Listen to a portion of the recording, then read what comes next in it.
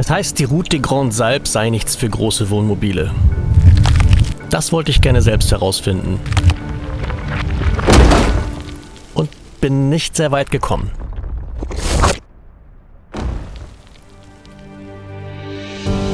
Ganz so schlimm ist es zum Glück nicht gekommen.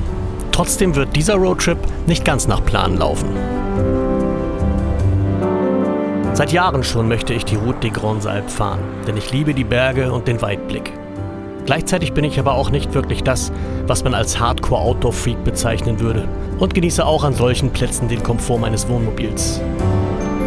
Deshalb ist die Route des Grandes Alpes wie geschaffen für mich, soweit jedenfalls meine Vermutung. Denn sie bietet einige der höchsten mit dem Auto befahrbaren Pässe der Alpen, wie den Col d'Izoard, den Col du Galibier oder den Col de la Bonnette, deren Passstraßen weit über 2000 Metern Höhe liegen. Für mich pures Abenteuer, für die Sinne, für die Seele und, auch ein bisschen für meine kleine Komfortzone auf Rädern. Und wir sind schon mittendrin in unserem Route des Grandes Alpes Roadtrip.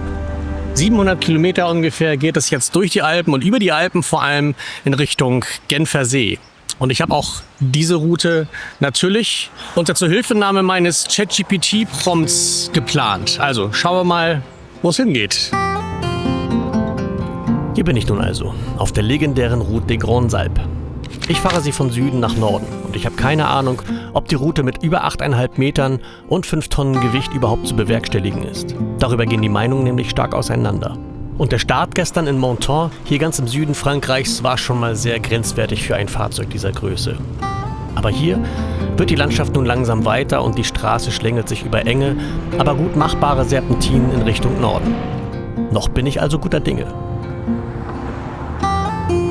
Die Nacht verbringe ich auf einem Parkstreifen am Fuße des Parc National du Mercantour. Zu diesem Zeitpunkt ahne ich noch nicht, dass sich bereits am nächsten Tag meine gesamte Reiseplanung ändern wird. Bonjour, mes amis. Heute fängt der Tag schon mal ein bisschen früher für mich an, für meine Verhältnisse jedenfalls, denn ich bin schon ganz heiß, ich kann es kaum erwarten. Heute geht es auf den Col de la Bonnette auf über 2500 Meter. So hoch bin ich im Leben noch nicht gewesen, jedenfalls mit dem Auto nicht. Ja, ich bin echt gespannt. Gucken wir mal. Der Col de la Bonnette hat sogar eine beeindruckende Höhe von knapp über 2800 Metern. Und ich kann es kaum fassen, dass ich gleich samt Womo da oben stehen und die Aussicht genießen werde. Aber auch hier bekommt man schon einen guten Vorgeschmack auf das, was einen landschaftlich da oben erwartet, während die ersten Sonnenstrahlen über die Gipfel wandern und beginnen, alles in ein warmes Licht zu tauchen. Laut der Beschilderung sollte diese Strecke kein großes Problem darstellen. Und trotzdem fühlt sich jede Kurve wie ein eigenes kleines Abenteuer an. Hier bewegt man sich nicht nur durch eine Landschaft, die mit jedem Meter, den es nach oben geht, wilder und ursprünglicher wird, sondern vielerorts auch durch die hohen Berge rechts und links kein wirklich nennenswertes Netz bietet.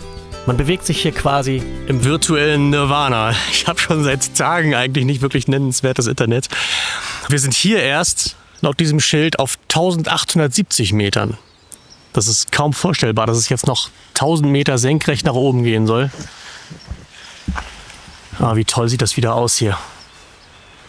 Und die Straßen sind auch für große LKW zum größten Teil zugelassen. 20 Tonnen stand jetzt hier dran, 15 Meter Länge. Aber es gibt auch andere Strecken, wo man wirklich überlegen muss, ob man da jetzt wirklich durch möchte oder nicht. Manchmal hat man keine Wahl. Meistens aber zum Glück schon. Na, wenn das mal kein gutes Beispiel dafür ist, dass man der Google-Routenführung nicht blind vertrauen sollte. Google wollte gerade, dass ich hier runterfahre. Da würde ich ja nicht mal mit dem PKW langfahren. Nee, im Leben nicht. Natürlich nehme ich nicht die vorgeschlagene Route. Google besinnt sich und weist mir fortan zuverlässig den Weg weiter in Richtung Col de la Bonnette.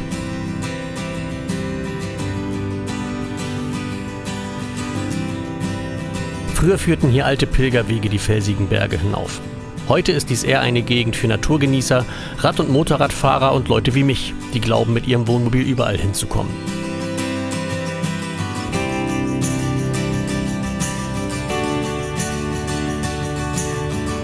Ich habe es fast geschafft. Von hier aus ist der Col de la Bonnette bereits gut zu sehen und zum Greifen nah. Aber dann, in der letzten Kurve, höre ich plötzlich ein lautes Knacken. Und mein Wohnmobil lässt sich nur noch in eine Richtung lenken. Aber ich schaffe die letzten 300 Meter, stelle mein Womo ab und begebe mich zunächst einmal die letzten Meter zu Fuß zum Gipfel, bevor ich mich der Technik widme. Ich habe den Col de la Bonnette erreicht. 2800 Meter. Das ist schon echt eine Nummer. Also grandioser Ausblick. Da unten bin ich hochgekommen, die Straße. Hier, dann geht es hier einmal um den Berg rum. Jetzt stehe ich da unten. Das ist echt eine tolle Ecke hier, also kann man nicht anders sagen. Ganz andere Welt hier oben. Ja, kann man fast schon so bezeichnen. So schön der Ausblick von hier oben auch ist, dieses Knacken geht mir nicht aus dem Kopf. Ich mache mich zurück auf den Weg zu meinem Auto und gehe die letzten Minuten nochmal im Kopf durch. Die letzte Kurve, das Einlenken, das Knacken. Zu deutlich, um es einfach zu ignorieren. Ich bocke mein Womo auf, rüttel ein bisschen hier und ein bisschen da, in der Hoffnung, dass mir irgendwas Auffälliges ins Auge sticht. Aber ehrlich gesagt, habe ich keine Ahnung, wonach ich suche. Das ist Tom. Grüß euch. Tom ist gerade dabei, mir das Leben zu retten, jedenfalls... nur mental. Jedenfalls mental, ja. So, ich zeige euch mal das Problem, ja. Und das Problem ist nicht Tom. Ich habe Probleme mit der Lenkung. Und das auf 2800 Metern Höhe. Das ist kein guter Ort, um Probleme mit der Lenkung zu haben, wenn man wieder runter möchte. Und ich möchte wieder runter, zeitnah. Aber jetzt, wie gesagt, erstmal, ich habe den Fehler schon gefunden. Andere Richtung. Ich muss jetzt nur rausfinden, wie ich diesen Fehler auch beheben kann. Und Tom wird mir dabei helfen. Aber Tom soll nicht der Einzige bleiben, der mir seine Hilfe anbietet. Dieser Herr, der möchte mir jetzt auch helfen. Jetzt sind wir schon zu dritt. Mal gucken, ob wir das hinkriegen. Okay. Der freundliche Herr zeigt vollen Körpereinsatz und erweist sich als riesige Hilfe bei der Eingrenzung des Problems. Gemeinsam mit Freunden in Deutschland können wir das Problem zumindest schon mal lokalisieren. Kacke ist am Dampfen, wie ihr seht. Ich habe die Kacke schon hier auf der Stirn sozusagen. Ja, aber ich habe sehr nette Menschen, die mir hier helfen und viel Glück wünschen auch. Die beiden zum Beispiel. Und wie ihr seht, sind wir hier schon schwer.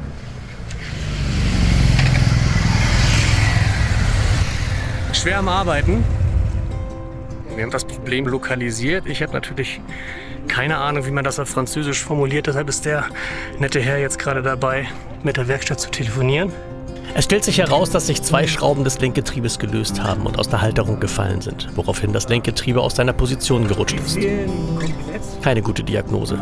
Inzwischen hat sich hier eine ganze Gruppe gebildet. Es ist faszinierend, wie viele nette Menschen es auf der Welt gibt. Gegen Abend schlägt das Wetter um. Das ist kein Regen, das ist Hagel, und zwar so großer Hagel. Krass.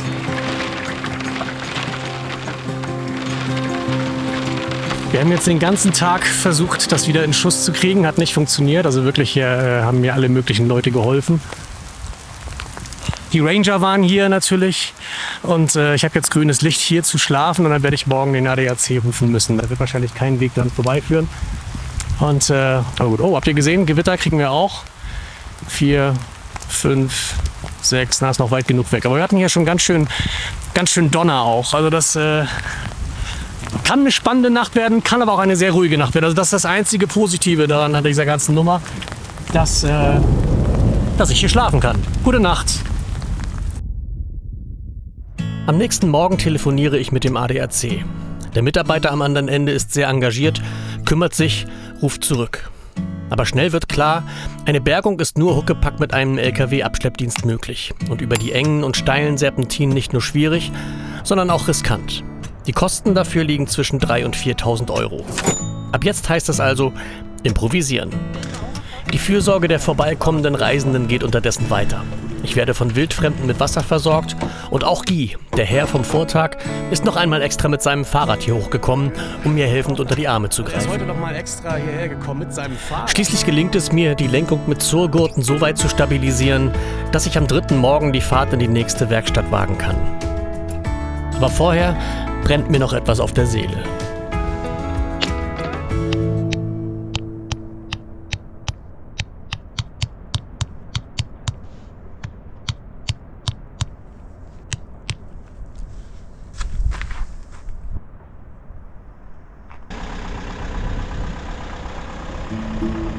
Im Schritttempo und mit eingeschalteter Warnblinkanlage geht es langsam die steilen Serpentinen hinab in Richtung Tal.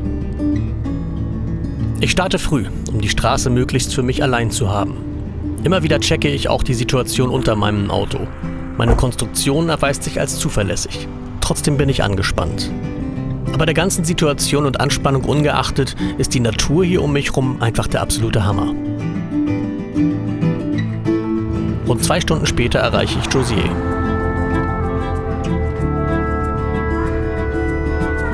Nehme ich gerade auf, oder? Ja. Sie haben ihr Ziel erreicht, trotz aller widrigen Umstände. Ich bin jetzt hier auf dem Stellplatz in Josier. Der Stellplatz hat eine schöne Lage am Rande des kleinen Ortes und eine ruhige und entspannte Atmosphäre. Das kann ich nach all der Anspannung gut gebrauchen. Laut Google gibt es ganz in der Nähe eine Werkstatt. Allerdings ist heute Freitag, das heißt, vor Montag passiert hier erstmal gar nichts. Das gibt mir Gelegenheit, einen ersten kleinen Erkundungsrundgang in dem Ort zu machen.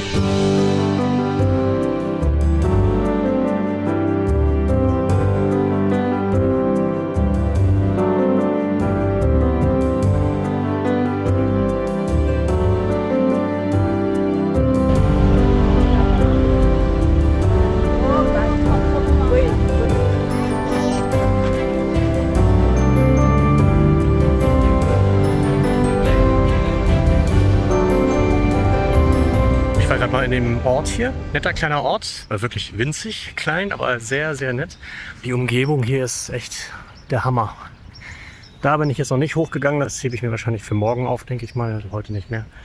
Und da hinten ist diese kleine Fußgängerzone, in der ich gerade gewesen bin. Aber die ist wirklich nur 100 Meter lang oder sowas. Also eigentlich nicht der Rede wert. Aber nett. So einen kleinen Supermarkt gibt es da auch. Ich habe da eben noch 1, 2 Sachen gekauft.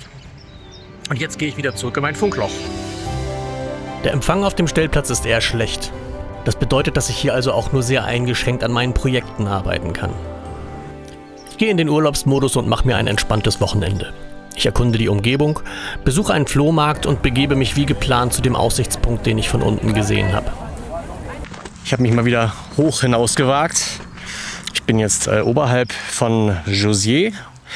Da unten ist der Stellplatz, da stehe ich. Und optimalerweise ist da eine Werkstatt. Die Werkstatt hier im Ort. Das ist die einzige Werkstatt hier in dem Ort.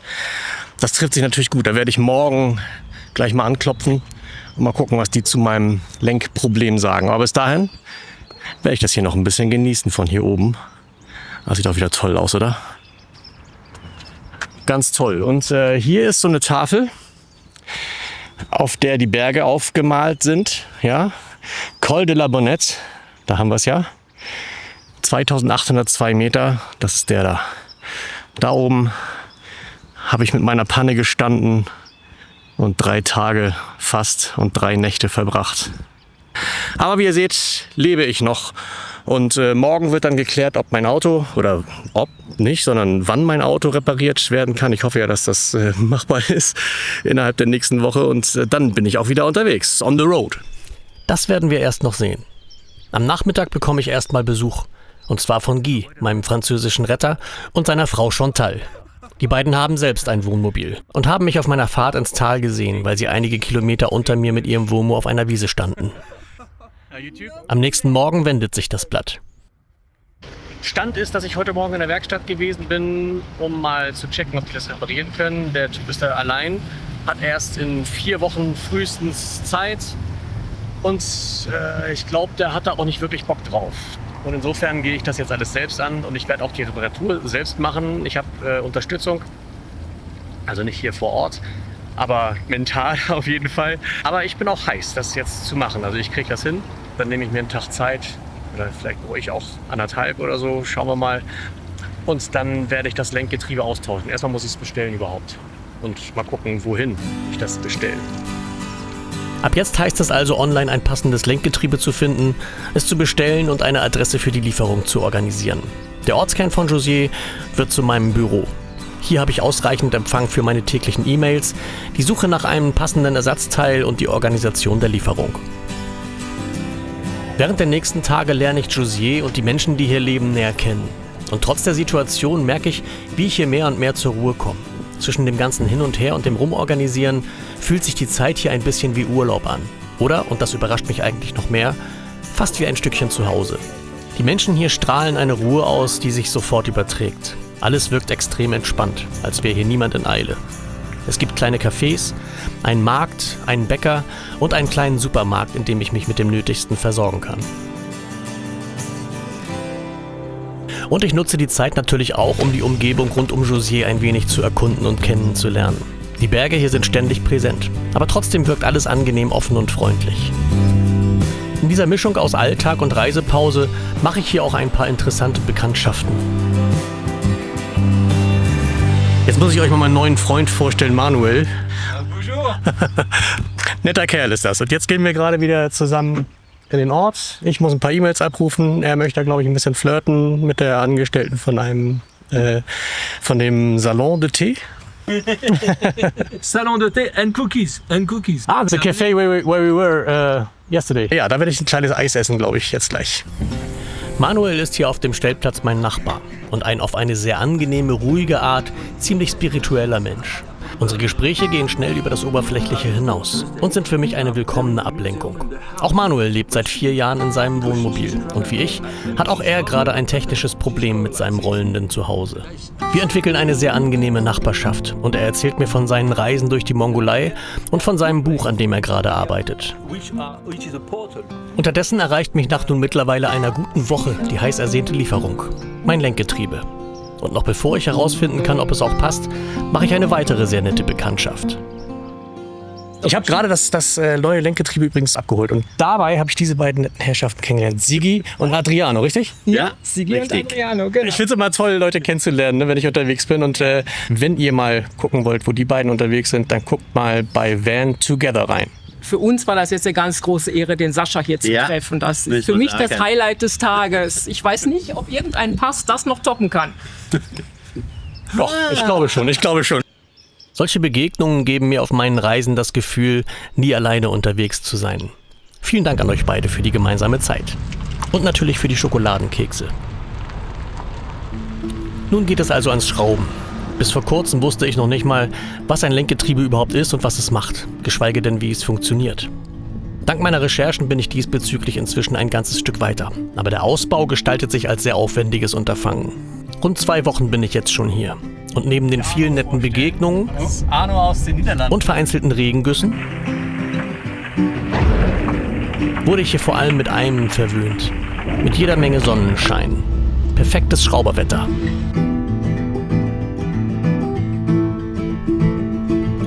Ich habe einen großen Schritt geschafft. Jetzt habe ich es geschafft, das alte Teil, ich glaube, es ist unschwer zu erkennen, welches das alte Teil ist, da raus zu bugsieren. Und jetzt muss ich ein paar Sachen von dem alten Teil auf das neue übertragen und dann wird das neue Teil wieder da rein bugsiert. Und dafür habe ich echt jetzt also das ganze Auto auseinandergenommen. Ne? Hier oben habe ich die Batterie jetzt noch ausgebaut, damit ich da unten ein bisschen mehr Platz habe, Freiraum. Und das war auch wichtig, sonst hätte ich das Teil da gar nicht rausgekriegt. Der Einbau geht vergleichsweise zügig. Ich bringe alles wieder an seinen Platz, schließe alles an, fülle das Öl für die Lenkung auf und wage mich auf eine erste kleine Probefahrt. Ich habe die erste Probefahrt gewagt zur Entsorgungsstation. Das sind ungefähr 50 Meter. Da hinten ist mein Platz seit 3 Wochen jetzt gewesen. Und seit 3 Wochen steht mein Auto jetzt das erste Mal wieder auf den eigenen 6 Rädern. Und jetzt werde ich die Spur noch einstellen lassen. Man sieht, dass die Räder nach außen laufen und dann sollte alles wieder Chico sein. Zum Glück gibt es hier diese Versorgungsstation. Denn auch in der Zeit, in der mein Womo nicht fahrtüchtig war, musste ich mir ja irgendwie Frischwasser organisieren. Und die Entsorgung meines Abwassers. Das habe ich ganz pragmatisch gelöst. Alles, was raus musste, habe ich eimerweise zur Entsorgung getragen. Nicht elegant, aber es funktioniert.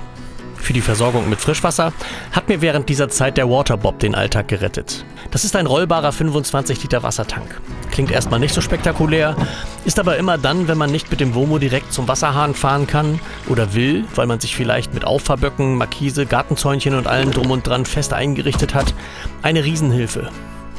Mit dem ausziehbaren Griff und den großen Rädern kann man ihn auch voll einfach hinter sich herziehen. Und zwar auch auf grobem Untergrund, wie Schotter oder Rasen.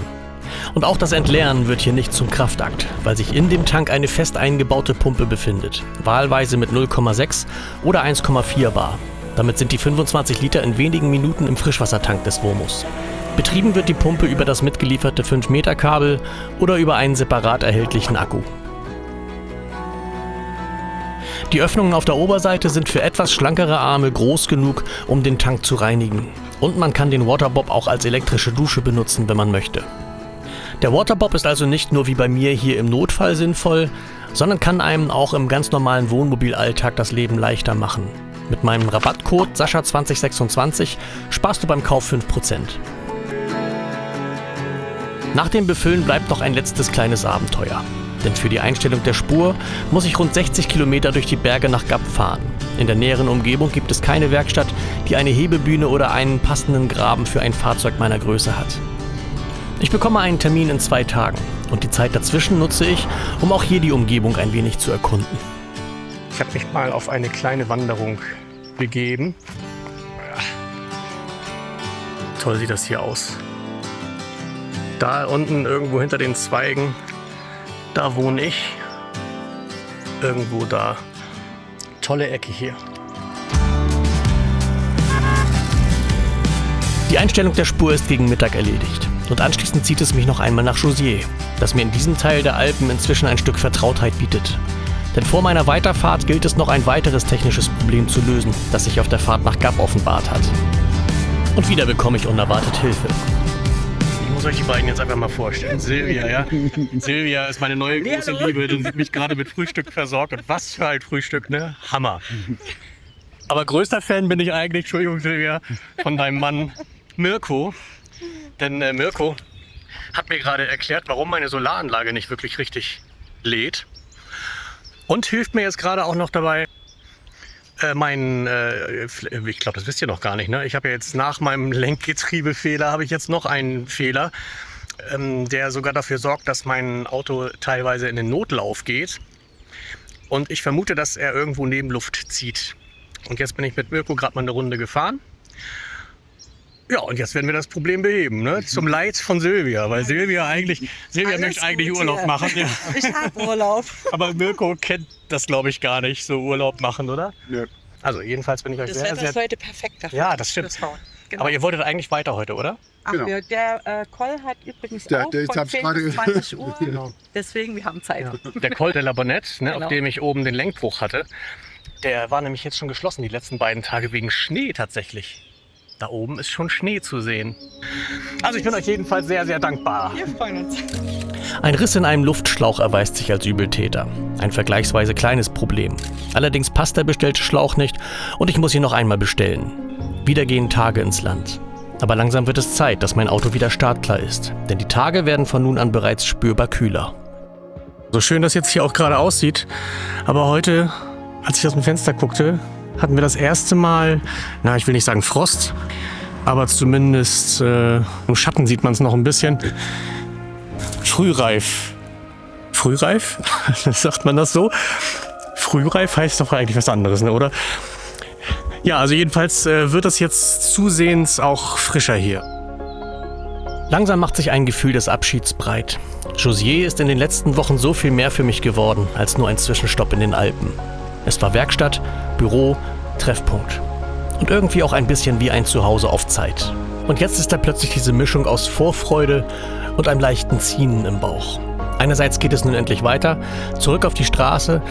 Andererseits lasse ich hier aber auch einiges zurück. Menschen, Routinen und kleine Begegnungen, die meinen Alltag hier geprägt haben.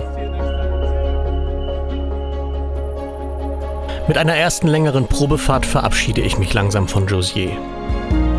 Heute habe ich nun den richtigen Schlauch bekommen. Ich habe ihn auch schon eingebaut und jetzt die erste Probefahrt gemacht. Und zwar diesmal richtig in die Berge. Das ist schließlich, worauf es jetzt in den nächsten Tagen und Wochen ankommt. Und ich habe die Fahrt zum Col de la Bonnette nochmal gewagt. Leider ist das letzte Stückchen hier um den Col de la Bonnette gesperrt. Aber jedenfalls läuft alles soweit. Lenkung funktioniert, Motor läuft. Jetzt werde ich erstmal, ohne die Route des Grands Alpes zu Ende zu fahren, Richtung Deutschland fahren, um meinen TÜV mal zu machen. Der ist ja im April schon abgelaufen und ich habe da kein gutes Gefühl mit. Und mal gucken, was der noch findet vielleicht. Boah, hier, das sind 10 Grad Unterschied zum Tal. Das ist schon echt krass. Also hier sind vielleicht 10 Grad und unten 20. Heftig.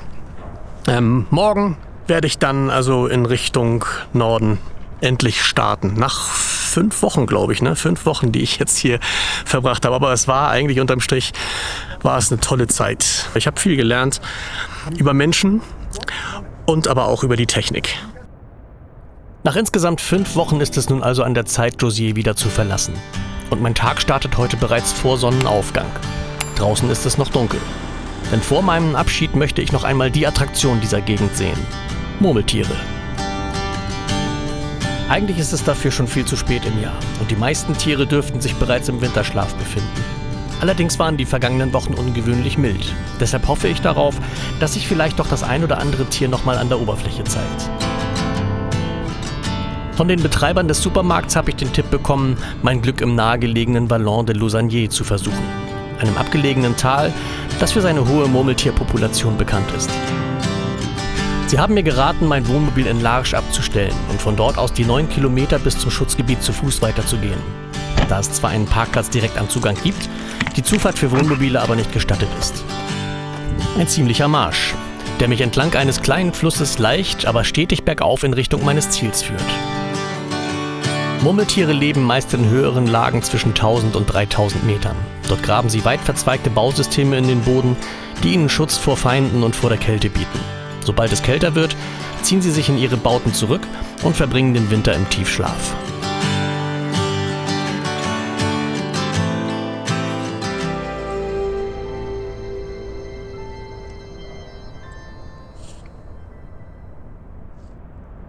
Murmeltierscheiße. Aber manchmal, an besonders sonnigen Tagen und wenn das Wetter entsprechend mild ist, trauen sie sich auch spät im Jahr noch ins Freie. Darauf hoffe ich. Nach einer guten Stunde Fußmarsch erreiche ich das Schutzgebiet. Die Landschaft wird hier auf einen Schlag noch einmal eine ganze Ecke ursprünglicher. Dieses Tal ist Teil eines streng geschützten Naturraums. Der Nationalpark bietet vielen alpinen Tierarten einen Lebensraum, in dem sie sich weitestgehend ungestört bewegen können. Neben den Murmeltierkolonien kann man hier unter anderem auch Gämsen, Steinadler und andere typische Bewohner der Hochalpen beobachten. Die Luft ist klar und frisch und die Sonne kann sich gegen die Wolken nur schwer durchsetzen. Es ist echt kalt hier, wir sind auf über 2200 Metern und die Sonne versteckt sich hinter den Wolken. Erst da oben am Gipfel, da kommt so ein bisschen die Sonne raus und das ist die einzige Chance, irgendwie, dass sie sich nochmal blicken lassen, weil es in der Sonne halt entsprechend wärmer ist. Die sind ein bisschen wie ich. Aber ich habe da hinten tatsächlich gerade eben ein Murmeltier rufen hören. Also ich gebe die Hoffnung auch nicht ganz auf. Mit dem charakteristischen Pfeifen warnen sich die Tiere gegenseitig vor drohender Gefahr. Vielleicht ja vor mir, denn zu dieser Jahreszeit sind Menschen in dieser Gegend wohl eher eine Seltenheit. Im Sommer verlieren die Tiere in stärker frequentierten Gegenden aber auch schon mal ihre Scheu gegenüber Menschen, was eine Beobachtung wahrscheinlicher macht. Ja, ich fürchte, das war nix. Ich kann das gut verstehen, dass die nicht rauskommen, wenn es so kalt ist. Ich werde jetzt hier eine Kleinigkeit frühstücken und dann mache ich mich auf den Rückweg. Vielleicht kriege ich ja auf dem Rückweg noch zufällig welche zu sehen. Gehört habe ich sie ja schon mal. Überall am Wegesrand und an den Hängen sind die Eingänge zu den Bauten deutlich zu sehen. Und obwohl ich mich ruhig verhalte und penibel Ausschau nach den scheuen Tieren halte, bleibt die Murmeltiersichtung heute leider aus. So bleibt mir vor meiner Weiterreise nur noch eins zu erledigen.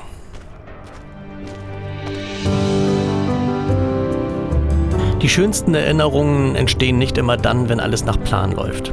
Oft machen erst genau die Momente, in denen etwas schief geht, eine perfekte Reise, auch zu einer bleibenden Erinnerung. Diese wird mich jedenfalls noch lange begleiten.